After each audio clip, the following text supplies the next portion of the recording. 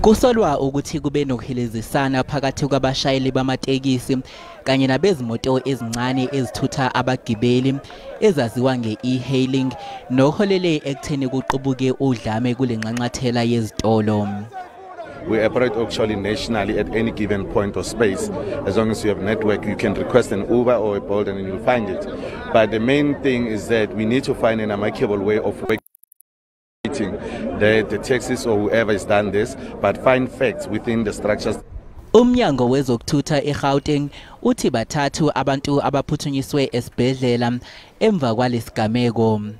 One car that got burnt yesterday, nothing to do with Uber. So that particular individual has already opened the case. But because the case has a group that comes with it, it's not an easy case, not an individual's case. So yes, certainly there are cases that have been opened. We'll confirm when you go to the police station as to how many cases are open at this point. Abashayeli bezimoto banxuswe ukuthi baqhubeke nokusebenza ngendlela ejwayelekile.